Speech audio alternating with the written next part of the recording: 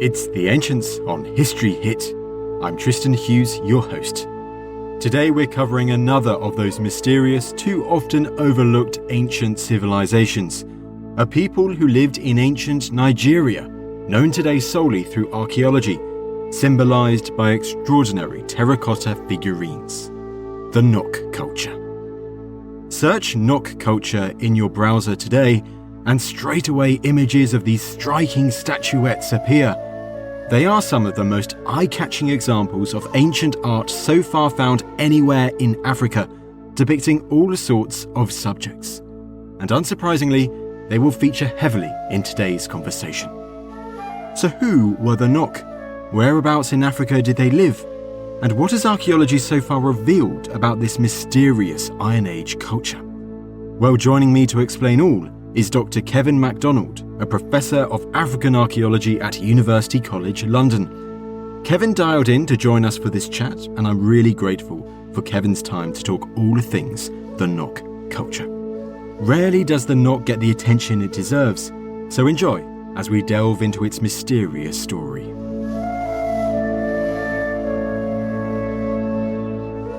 Kevin, it is a pleasure to have you on the podcast today. Thank you. Glad to be here. To talk about the Nok culture, and it's about time we explored more of these extraordinary ancient African civilizations or cultures. But with the Nok, Kevin, is this a culture that we know of exclusively from archaeology? Yes, there is no textual record referring to it. And indeed, even the word Nok is almost by chance. It comes from the old archaeological custom of naming so-called cultures or traditions or what have you after the first site where they were discovered or defined. So it's not referring to a people or a language group or anything like that. It is purely an archaeological entity. When are we talking about, and where are we talking about with the Nok? We're looking at central Nigeria in an area running north and south of the Jos Plateau. So one of the larger modern towns would be the capital, Abuja. So its radius is being continually redefined by archaeological work. But effectively, if you imagine Nigeria, it's directly in the middle of the modern country. And how big a period of time in ancient history are we talking about with the Nok? It used to be, when archaeologists were first working on it, that they're imagining something beginning around 500 BC and then running on for a few hundred years after that. As more work has gone on, particularly in the past 20 years, it's become evident that we're dealing with something which has a much longer duration, starting around 1500 BC and then continuing really on to maybe the first century AD. And you mentioned there archaeological work on the Nok. I mean, how long has archaeological work been going on? I mean, how long has it been since the Nok have been rediscovered? The initial discoveries were these, of course, rather remarkable terracottas, which are associated with this archaeological entity. And they were first discovered in 1928 during tin mining, open cast tin mining on the Jos Plateau. And there were frequent finds from tin mining. And this led to, at the beginning of the formation of the Nigerian Antiquities Service, them being summoned out to these sites to try and better understand the context of these statues, statuettes, figurines being found. And do we know by now, let's say almost 100 years later, as you said, if that was the earlier sites that became Nok associated with this archaeological entity, do we have quite a number of sites today in that area of Nigeria that seems to be linked together with similar sorts of artifacts? Do we have a wider range of archaeological sites today? Yes. Again, thanks to this cooperative German-Nigerian program, which has been going on since, I think, around 2006, and then went on up until 2017, there was a great number of settlement sites found. So, well over 100 sites now. But in the beginning, these were sort of isolated find spots. And I should rush to outline, if anybody looks online and sees some of the pictures of these open cast tin mining sites on the Jos Plateau, they'll think, how is this possible? You're finding these statuettes tens of meters deep. What sort of time scale are we working at here? A lot of this is these finds are not being found in context. These aren't village remains of these initial finds. These are finds that have been part of slope erosion in these areas and carried down due to rains into valley areas, and therefore are being found for that reason. So they're not really, in an archaeological sense, tens of meters beneath the surface. Most of the sites where these are found in better context are just, you're probably finding things a meter below the surface, or, not too much more than that. If they're in pits, maybe a couple of meters beneath the surface. So you have these fine spots where what had been settlement landscapes are just being eroded down a slope. I mean, imagine the various cliff shears we have in Norfolk or Suffolk or elsewhere, and things being carried down. That's the sort of thing we're talking about. So sort of erosion, large-scale erosion of soil and things being tumbled down much lower. That's where these are come from. These are from essentially disintegrated villages that have been lost off the edges of cliff erosion. So it's, in context, they're in village sites or cemetery sites, which are not really very far beneath the surface at all. And you mentioned that, so central Nigeria, but do we have much idea about what the landscape would have looked like in which these settlements were, in which they had their settlements more than 2,000 years ago, or roughly 2,000 years ago? It would have been greener than today, no doubt. But even today, even though this is sort of a semi-desertic area in parts today, not desertic is too strong, let's say arid area today, you have scattered trees and grasslands today. I expect the patches of forested areas would have been higher, but this would not by any means have been a forested zone at that time. What's interesting, of course, environmentally, and this might be getting a little bit ahead of things, but the primary crop associated with Knock is millet. And this was a surprise because people were thinking this is too far south for millet. So what it is showing is that this is an area which didn't have too much rainfall. Too much rain doesn't work for millet. This is an area which is not much off of where the area is today environmentally. Probably a bit more tree cover, but it's still largely grassland.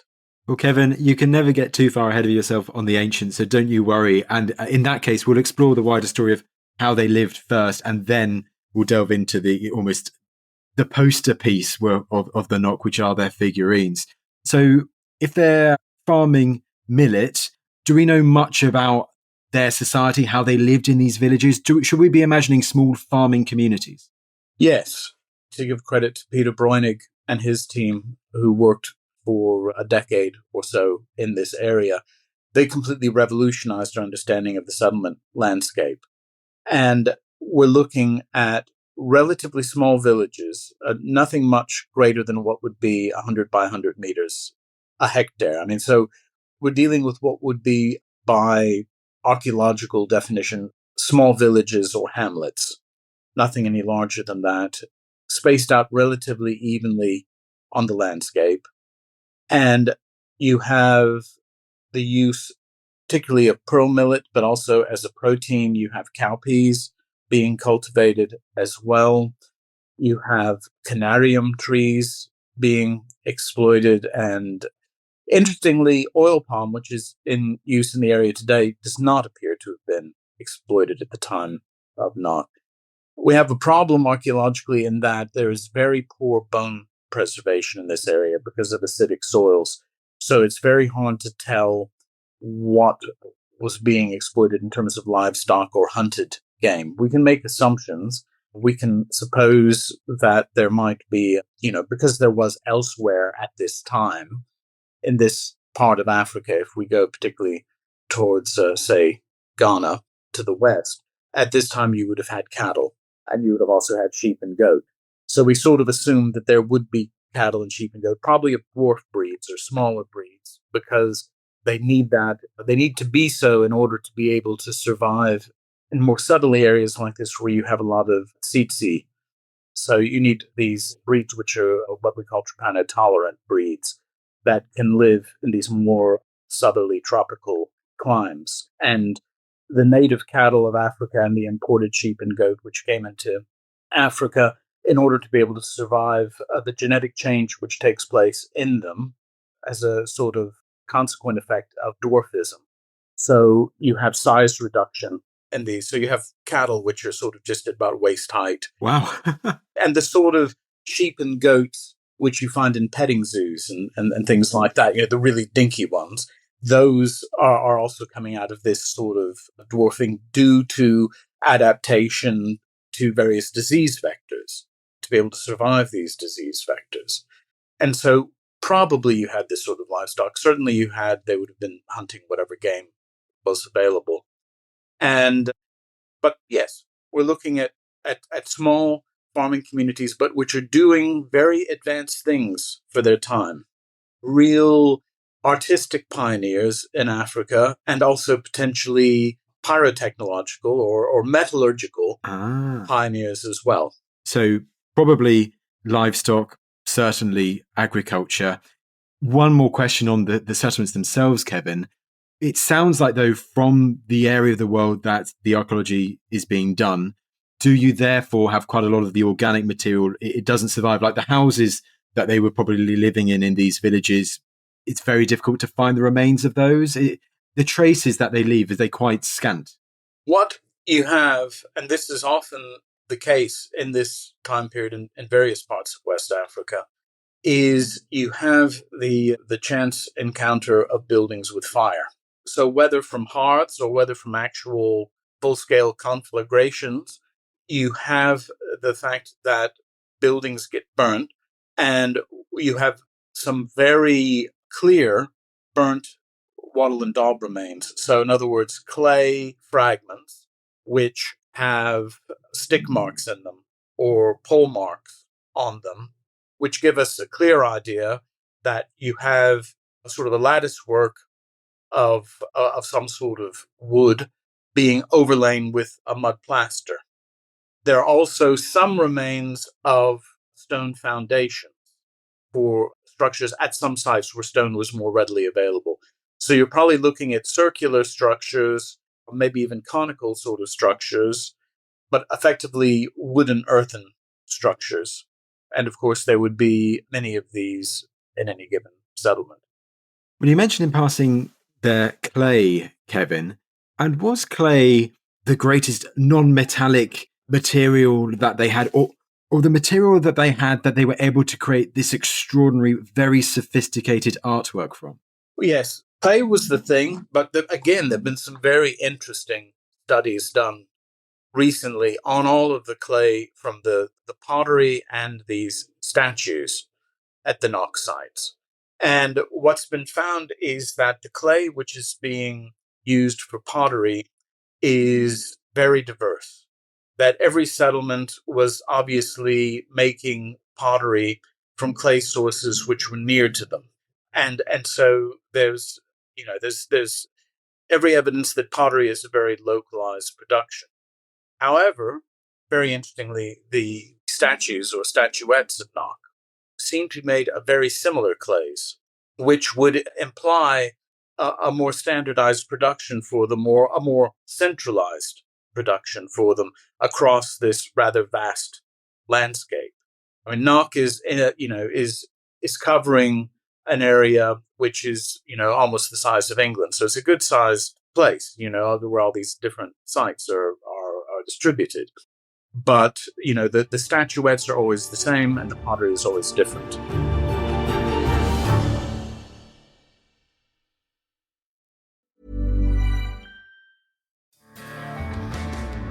What started the Civil War? What ended the conflict in Vietnam? Who was Paul Revere? And did the Vikings ever reach America? I'm Don Wildman, and on American History Hit, my expert guests and I are journeying across the nation and through the years to uncover the stories that have made America. We'll visit the battlefields and debate floors where the nation was formed, meet the characters who have altered it with their touch, and count the votes that have changed the direction of our laws and leadership. Find American History Hit twice a week, every week, wherever you get your podcasts. American History Hit, a podcast from History Hit.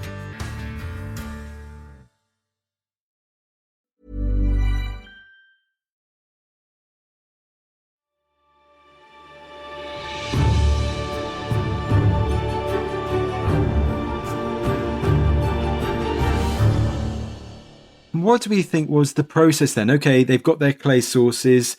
They're going to make these figurines, these remarkable statuettes. I mean, do we know much about the whole process of that, how they made these quite complex artworks? Well, one thing which is rather confounding about them, and particularly when we look at a lot of the statues, which are statuettes, which are in the world's museums, virtually none of these statues have come from archaeological contexts. Ah, okay. In world museums, virtually every one of these have been looted or come out of looting. And something else which is apparent from the actual archaeological excavations which have taken place is that if you do, CAT scans of many of these statues in world museums, it's evident that they are kind of a hodgepodge of fragments of statuettes and that they've been refinished or sort of plastered to give their surface a smoother appearance.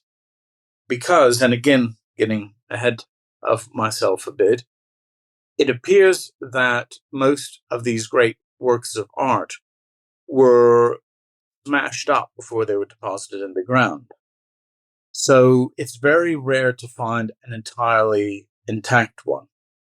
So the objects that are often in museums were dug up by, and there's been an enormous amount of looting associated with not probably, per cubic meter more than any other comparable tradition in Africa. And so people have quite industrially mined the remains of these, which were produced quite frequently by the Nok culture, and then improved them. If you look at the ones that, in the monograph produced by the German-Nigerian team recently, you'll see that these are all fragmentary. You're missing heads, or you're missing bodies, or what have you. If you look at the ones in various world art museums, you'll find they're perfectly intact. So either there is some source for intact statues without abraded surfaces somewhere that the archaeologists are missing, or, as CAT scans have shown, these are restored, shall we say. That's probably the most generous term Right. you can give to them. They have been restored. There's no doubt that they are complex. There's no doubt that they're every bit as amazing, whether fragmentary or not. I mean, these restorations are very much true to reimagining the tradition as it's attested to by these objects. But, I suspect, if you have a perfect and complete terracotta, that some restoration has taken place. Because the actual paste, I mean, I've seen and handled a good number of Nok terracottas myself over the years, and the paste is very gritty. In order to get the smooth look that you see on a lot of the published museum pieces, they have to be sort of refinished and burnished. Now, imagine some coming out, well, I don't have to, I know that some are coming out of the ground in better condition than others. But yes, so you can't take the museum displayed objects always at face value. That's not the context for, as you say, that originally they are deposited by the Nok some 2,000 years ago. Mm-hmm. But that said, I just to add something here, we do know that they are being built in some senses like pottery. They're being coil built. So, just like, this isn't the case with every pottery tradition. A lot of pottery traditions use molded, particularly bases for their pottery and so on. But, if you or I or anyone were learning pottery making in some class, you'd probably start by making these sort of snakes or these coils of pottery and building them up. Right. And Okay. And then shaping them. And that's what's happening. You have if you look inside or again, use some sort of CAT scan on these statues, what you find is that they're hollow in the interior. So in some senses, this is statuary meeting pottery technology. once built up into some more tubular form, they're then worked and perhaps also added to, like pottery would be added to. With pottery, you have things you might add to them that are called, at least archaeologically, nubbins or fillets or pieces of clay that you cut out and then stick on. That's also happening. But if you mentioned that they are hollow, I mean, surely that makes them even more brittle. Surely it makes them much more easy to break. Yes, but I mean, if you had to say, this is being very rough, but of their structure, I would say no more than 50% is hollow. So they're quite thick, but I would say about half of their interior is just empty space. Fair enough.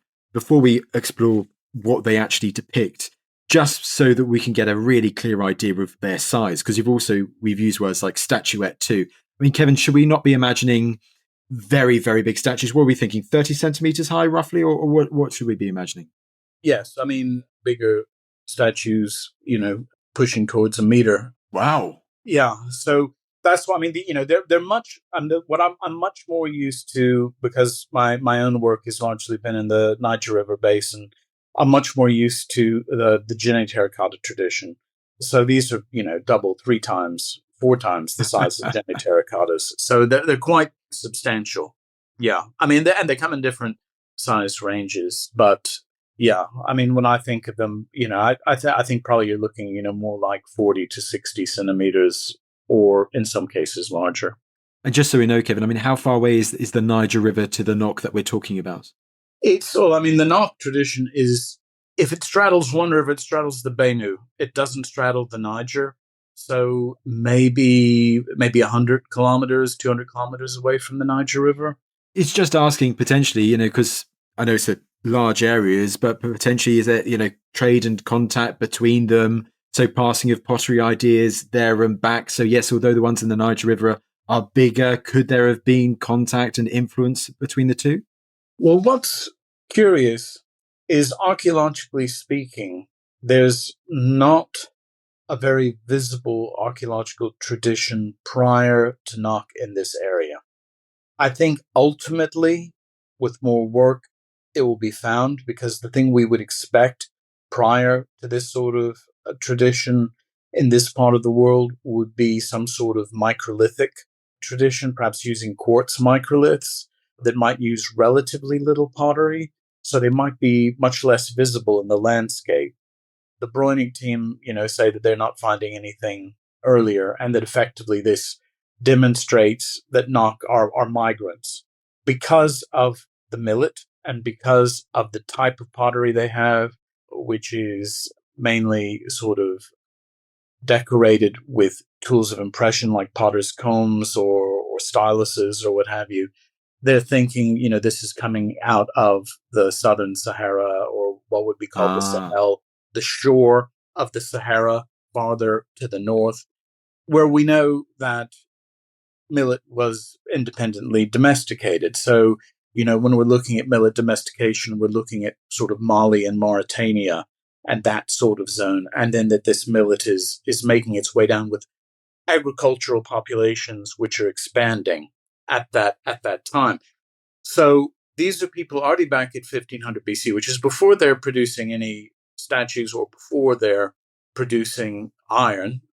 That these are food producing, farming, agropastoral peoples coming down from the north, settling at an area which probably only has mobile hunter-gatherers in it, who aren't occupying the landscape in any density. So they push in and start making their many small settlements, small farming settlements. And so initially what they're bringing in is coming from the north. But as Nok goes on, we know that they are bringing in some things from the outside. And this is most notably carnelian, which they seem to have been very fond of. I mean, many people were fond of carnelian. The Romans were very fond of carnelian. And of course, there are several different potential sources for carnelian, which is a red, semi-opaque stone that can be quite vivid.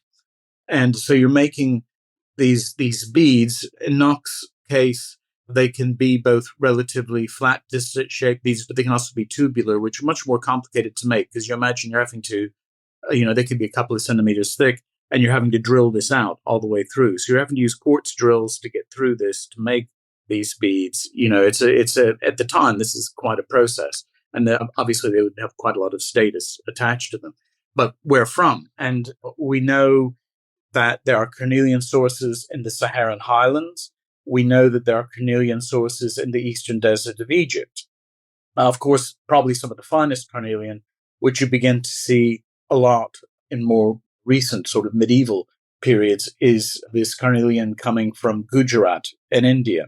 So those are your great sources of carnelian. I rather suspect that this stuff, also just from the look of it, although chemical studies need to be done, is coming either from the Saharan highlands or from Egypt. Of course, that doesn't mean direct, but it does mean it's being traded hand to hand and getting down. And it's getting down in enough numbers that you can make these enormous necklaces out of it. I mean, this comes from the mortuary archaeology of Knock, from graves. We also have statues that are just festooned with beads, which from their shape and size look to be carnelian. So we're looking at large-scale carnelian trade coming down. Now, whether that is being made in what would be in the Sahara, it would be, northern Mali or maybe southern Libya, southern Algeria, that area, or whether it's coming from the eastern desert of Egypt, it's still coming a substantial way and in quantity. And then, of course, you have to ask, well, what is Knock passing up in return for this? Especially since this is before a lot of, the mining of metals other than iron in this area, notionally. So you think, well, one possibility is always ivory, because we forget, these days we look at Africa and, you see there are all of these elephant herds in East Africa and Southern Africa and so forth. So you tend to think, oh, that's where the elephants are. But there used to be enormous elephant herds in West Africa. And one of the reasons they have very few elephants, they're not entirely gone. I mean, there's one large active herd between Burkina Faso and Mali that goes up and down in that area every year, and which I've visited years ago myself. But it was, the transatlantic slave trade and the enormous importation of firearms into West Africa. So in the 18th century, there was a huge import of gunpowder, lead, and firearms all along the West African coast. And that led to a kind of animal wipeout, a wild game wipeout across West Africa. Firearms hadn't come into these areas for so long and in such quantities in Eastern and Southern Africa. So that's why you have these very well preserved, parks of wildlife in those areas. In West Africa, much of its indigenous fauna was wiped out in the 18th century and 19th century by hunting with muskets. That's interesting, isn't it? I hadn't thought of ivory at all when thinking about artifacts. And also you made an interesting point, if we go back to the statues, of how sometimes it sounds like it's not just the statues, they have decorations on them too. I mean, do we have many ivory artifacts as decoration from within the Knock culture, or is this just a theory based on what we know about elephants in antiquity? Yeah, it's a theory because, just in terms of trying to think, well, what is their offer in terms of trade? And I mean, it could also be precious woods, like types of, I don't know, ironwood or ebony or things like that. That's possible. But a lot of elements of later trade simply were not there yet. There was no gold trade, we think, at that time, for example, which was a big driving force earlier on. Of course, the ivory wouldn't preserve at Knock just because of the soil conditions, so we wouldn't be able to say. I can't remember seeing much in the way of referencing ivory in the statuettes themselves. So that was just a sort of a spontaneous speculation on my part. But they had to have something that would have been enough to allow them to get large quantities of carnelian in exchange. So, yeah, it's a question of what that was. Well, it was good to talk about trade as well, because you preempted a part of the chat, which was, kind of the wider world that they lived in. So thank you for highlighting that. If we go back to the statues, the figurines, you've highlighted how many of them fragmented, very complex designs too. But if we actually focus on the designs, what do they show? What things do these terracottas show? Well, the statues themselves are both anthropomorphic, or depicting humans or human-like forms, and they're also zoomorphic. So, there's one I remember, which is a serpent coiled around a tree and things like that. So you have a wide range of things being depicted. What's incredible is, in terms of the human forms, is how individual they are. I mean, it seems like they're showing individual personalities. They have different sorts of hairstyles. Some have facial hair, some don't. You can have individuals that just have goatees. You can have individuals which have sort of more a fuller beard with a mustache as well. Again, you have the idiosyncrasies of individuals who are wearing their hair in a particular way, who are wearing different sorts of adornments in an individual way, who are being presented as there's not, I've never seen two that are quite alike. So, but additionally, you have statues which combine human and animal forms. Ah, interesting. So, Okay. so for example, you have sort of a genre where you have depictions of people with bird beaks. So he's sort of combining these aspects. But I would say the majority are depictions of human beings and individuals. And so the question then is, are these human beings of this earth, or are they imagined, more sort of godlike or ancestral Mythical, yeah. figures? And what are they being used for? And the old idea, so the first archaeologist to work on the Knock terracottas and publish a book on them was Bernard Fagg. One of his hypotheses was that these might have been, because they're sort of tubular and they're hollow, right? I mean, they're not. They do a lot to disguise the tubular nature, but he was saying they could be used as finials at the entrances of houses. So almost like house markers, where you'd have them stuck up outside your front door. And that's also, to explain why there's so many of them. If every house has one, then that sort of, in terms of the number of finds and the likelihood of finding such objects, much greater for Knock than, say, the comparable terracotta tradition, which is the Jine terracotta tradition in Mali, or indeed other traditions in Niger and so on. So this is, of course, where this new research project in the 2000s really moved things along, because it began excavating Knock sites and find spots in quantity. And this is where it becomes clear that you have, these statues are fragmentary. You say you find a pit, and you're excavating a pit, and you start finding terracotta fragments in it. And then you get them all out, or you do a block lift, as you might do here, or, anywhere else. You do a block lift of all the stuff, and then, excavate them in the lab.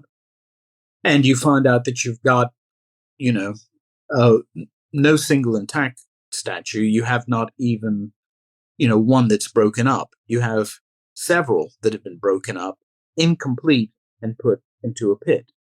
So, and again, not finding intact ones. And, why are they going into these special disposal pits? And then as the project continued, it became apparent that a lot of these pits, and perhaps one ultimately might find all of these pits, are in proximity of cemeteries.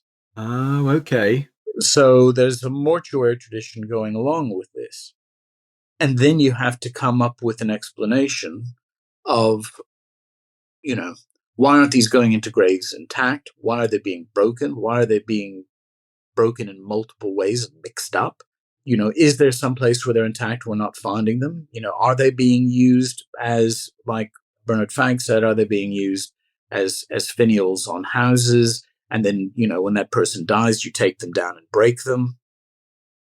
It does make me think, there are several traditions like this, but in terms of ones that I'm personally familiar with, you have this process amongst the Senufo of Mali, and then in an area south of Mali as well. But where I've seen this is in Mali, where there is the disposal of the things of the dead.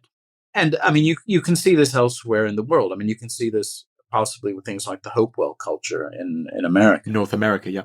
Yeah, where you have these, lots of grave goods or lots of objects deposited after someone's dead. And, the hypothesis is this is like a radioactive waste containment chamber sort of notion, that these objects have power, or as one would say in the Mande world, nyama.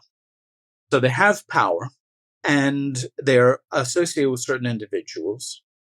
And in order to keep those individuals from still acting in this world after their death, you need to contain those objects. You need to smash them so they're no longer intact. You need to mix them up. And you need to bury them when you're burying the dead. So in the Sanufu areas that I'm familiar with, you have a situation whereby when someone dies, if the last water glass they were drinking from, you're going to dispose of that. If it was a woman and she had her heartstones, you're going to dispose of them. If you have pots or other objects that someone was using, particularly in the last couple of months before their death, you're going to take these all to an area near the cemetery and you're going to smash them and mix them up so that they cannot return and act through those objects. And I'm not saying, I'm not saying this is the same thing, but I'm saying it's a model of some reasons that, these are objects which could have been very actively used during an individual's lifetime. But then after their death, they become dangerous. And so you have to smash them up. And again, that's, in terms of coming up with explanations, that's an explanation for why they're quite consciously not allowing a statue to go entire, even if broken up, into a pit.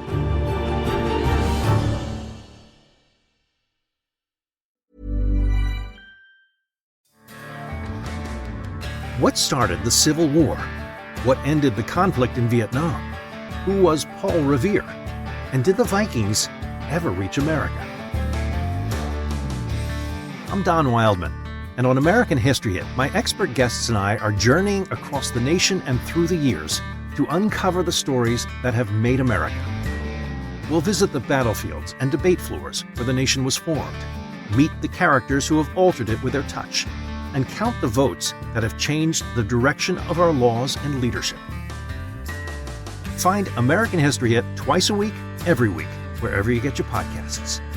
American History Hit, a podcast from History Hit.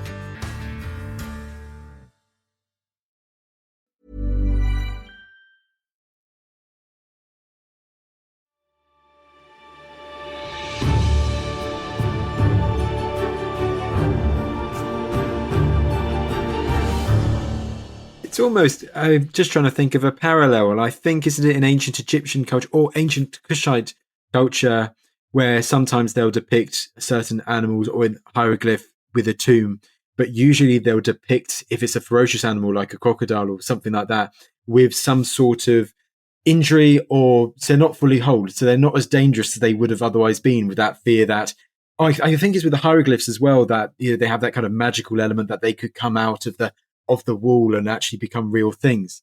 It feels almost a bit of a similar thing, that there's that worry about inanimate objects or things that the humans have made becoming real, in the afterlife, and trying to prevent that from happening.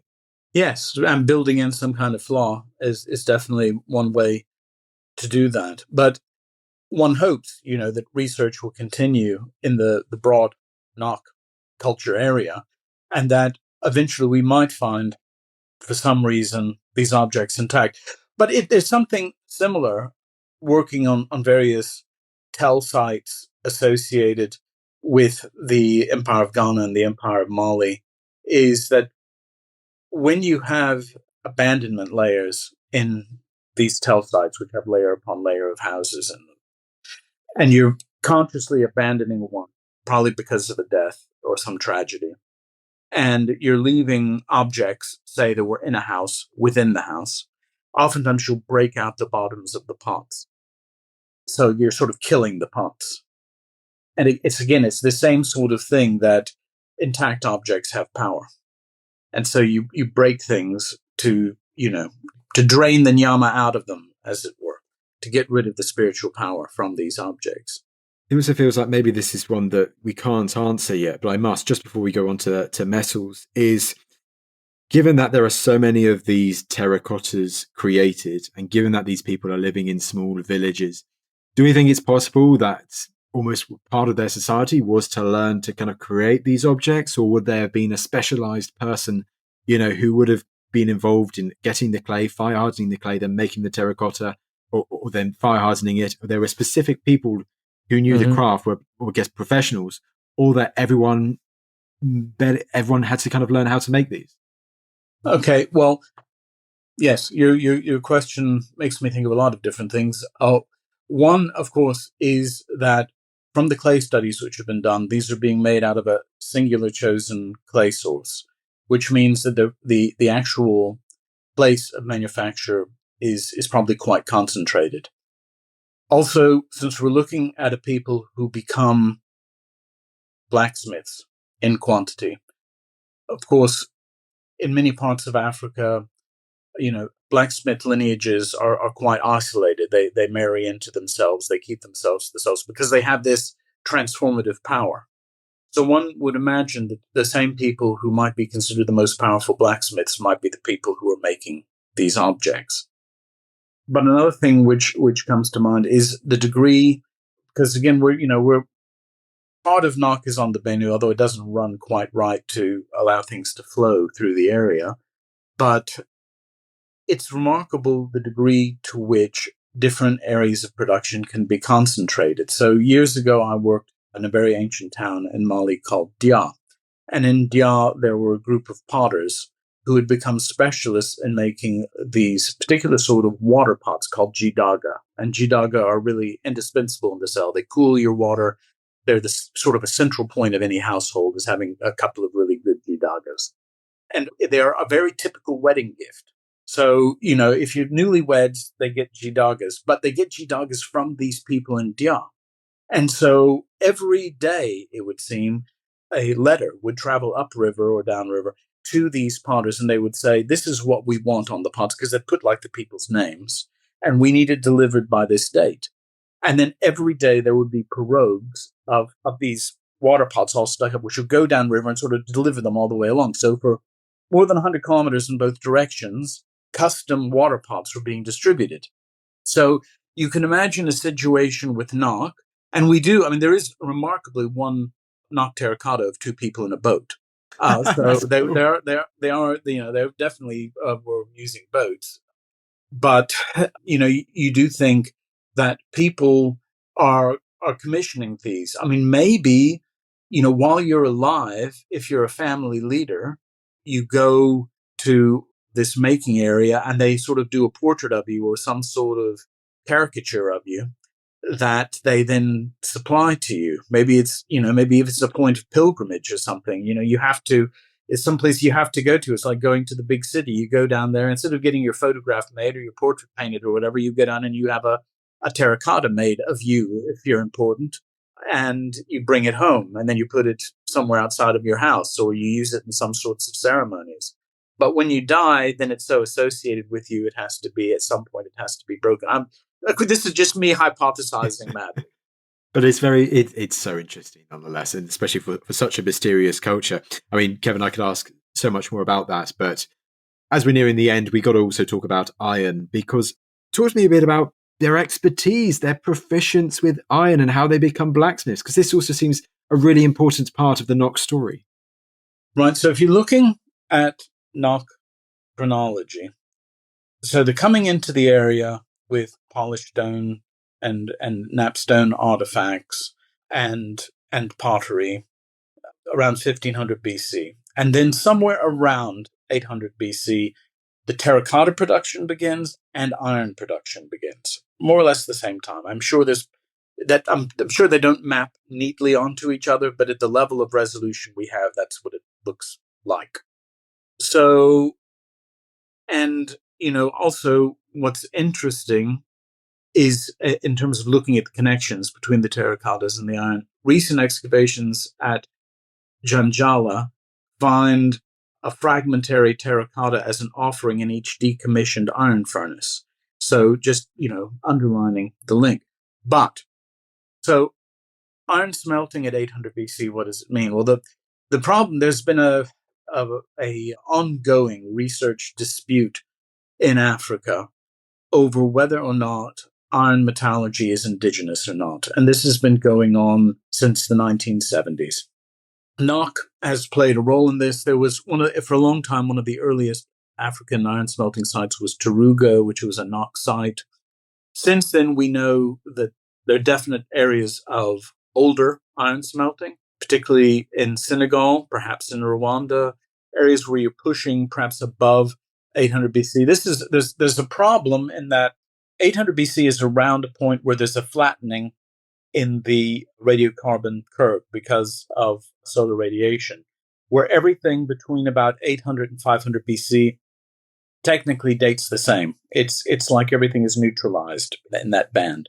So if you get something that dates 600, it could mean 800. If you get something that dates 800, it could mean 500. So this is a really unfortunate place for iron to be invented in Africa.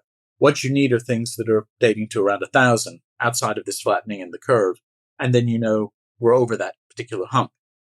There are some dates which I believe, and of course it's also always a matter, people are always debating the rightness or wrongness of dates. But, Senegal around 900 BC to 1,000, I think it's possible. But I'm not one of the metallurgical specialists, and they tend to defend their ability to make these sorts of declarations. So everything remains up in the air. The difficulty is that Africa has not yet been shown to have what would be called a Bronze Age or a Copper Age elsewhere in the world. And the idea is, in terms of the steps of technology, you need to understand how to smelt copper or to make bronze before you can go to iron, because iron making is more tricky than those other things.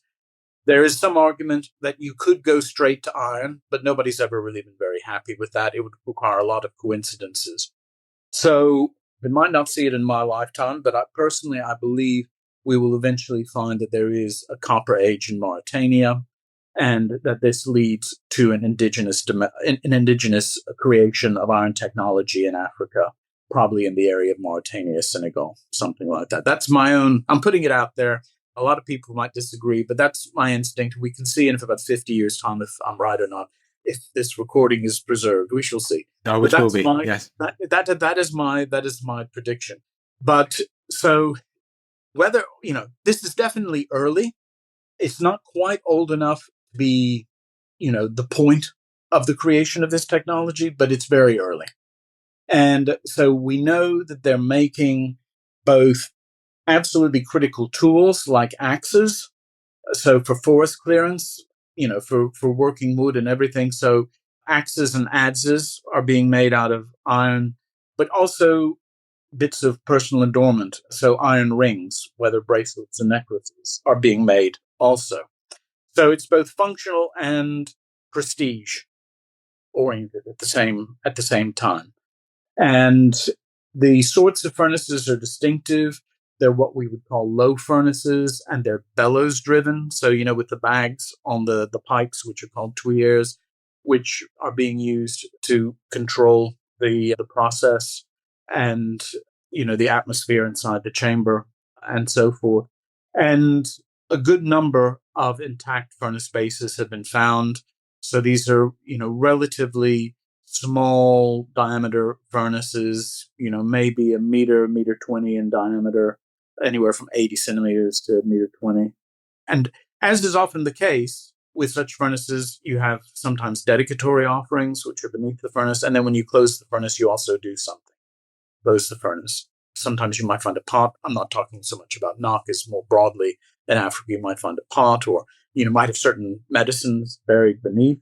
But the making of iron is a sacred process. It's an ideological process. It's giving birth to something which was not there before. And so, in a sense, smiths are almost like sorcerers.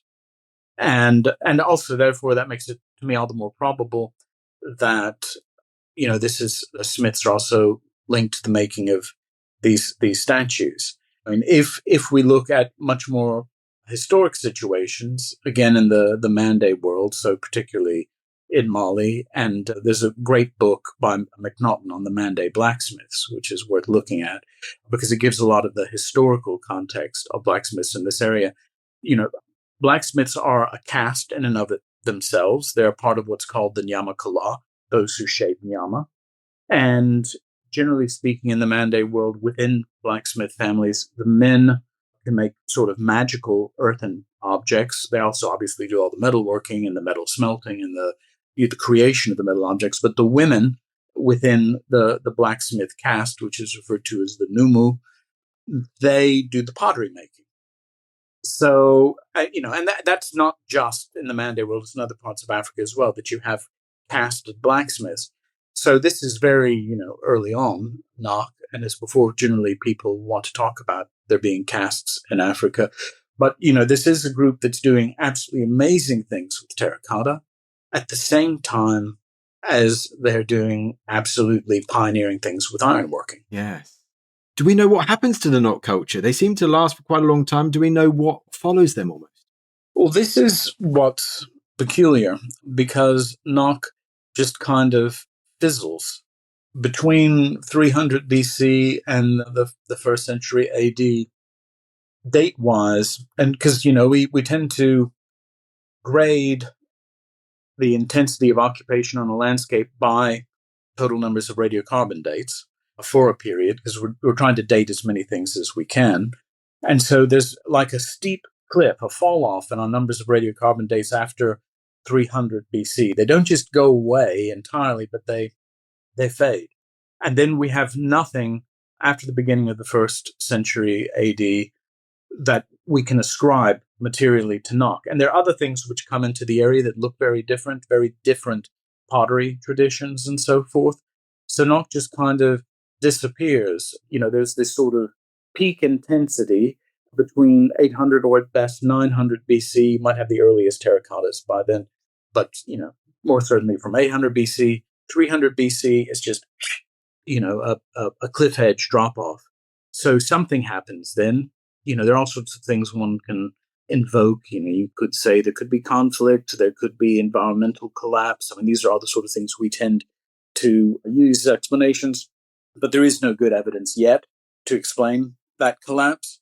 And then, there is nothing very special in the area for a while after that. That said, Nigeria remains one of the peak areas in Africa for technological sophistication. So, it's centuries later, but farther south in the Igbo area, you have sites like Igbo Ukwu, which has some of the most fantastic bronze artwork ever created. I mean, globally, amazing work and technology.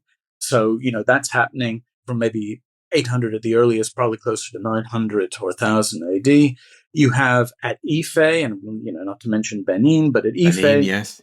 You have these fantastic naturalistic sculptures of rulers and high-casted people, sort of nobility or whatever, which are, utterly naturalistic, amazing sculptures. And then also at Ife, the work of Tunde Babalola, it's clear that there is early glassmaking and extensive and very sophisticated glassmaking at Ife. So, there is sort of a gap, of maybe 1,000 years between Nok and what comes later in terms of, high technology artwork, but it does come. And so, it's almost a foreshadowing. But the other thing I would just bear in mind in all of this, and I always say this, this is what we can see. What we can't see is all of the wooden sculptural traditions. I mean, there's very little wood artistry in Africa, which for obvious, environmental and preservation reasons, we can maybe look back a few hundred years at best. But probably before there was Nok terracotta statuary, there was wooden statuary. And running along with all of these different traditions, there's probably highly artistic woodworking. We see the sort of tools that they would have used. We have small woodworking tools even from, 2000 BC, 1000 BC. So what we can't see are the wooden sculpture traditions, which have now largely vanished. But we get some idea about what survived and what was documented in the 19th century and the early 20th century. Well, Kevin, I mean, this has been absolutely fantastic. You have to come back on in the future to talk more about this area of the world and its extraordinary prehistory and thousands of years ago and the legacy it has on more recent cultures as well. We've covered quite a lot of ground, but we've got to wrap it up there. And it just goes to me to say thank you so much for taking the time to come on the podcast today. Very welcome. It's been a pleasure. Well, there you go. There was Professor Kevin MacDonald introducing you to the extraordinary yet very mysterious Nok culture of ancient Nigeria. I hope you enjoyed today's episode. Thank you for listening. Please follow The Ancients on Spotify or wherever you get your podcasts. It really helps us and you'll be doing us a big favour. Now don't forget, you can also listen to us and all of History Hits podcasts ad-free and watch hundreds of TV documentaries when you subscribe at historyhit.com/subscribe. Lastly, if you want more ancient history videos and clips, then be sure to follow me on Instagram at AncientsTristan. That's enough from me, and I'll see you in the next episode.